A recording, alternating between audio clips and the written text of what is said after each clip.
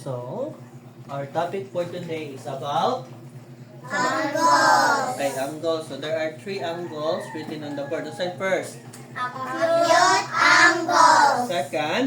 Right angles. Third? Obtuse angles. Okay, so start us sa acute angles. So, acute angles are angles Are angles that are that are lower lower than 90 degrees than 90 degrees angle. angle. So, acute angles daw are angles na ang iyang angle is lower than 90 degrees. Pasabot anang lower than 90, gamay pa sa 90. So, pasabot ana 1 degrees.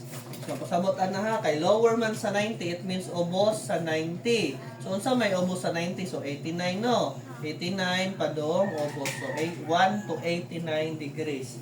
So, 56, 50, 60, 70 na degrees. Ang tawag na niya nga angle is sa angle?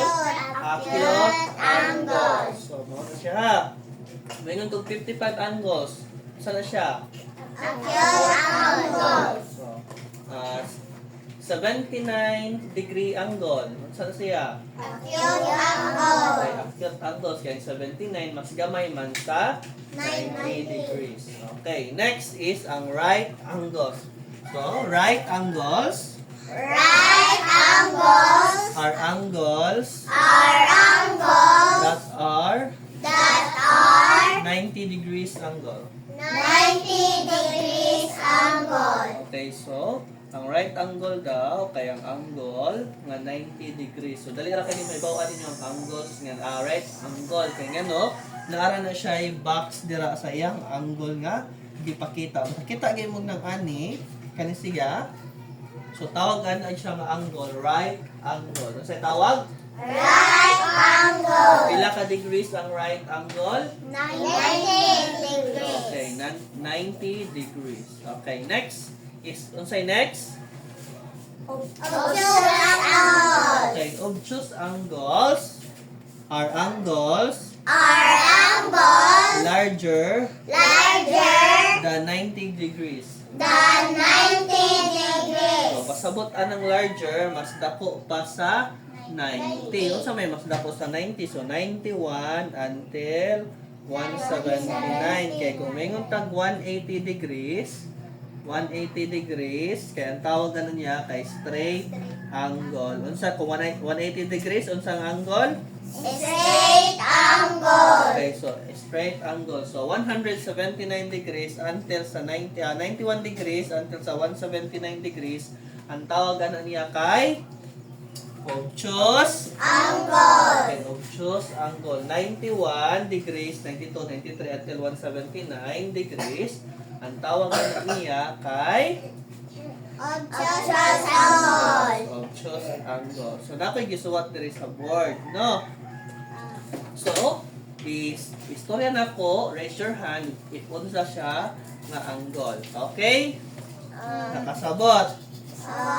Okay, 75 degree angle. Unsa man siya?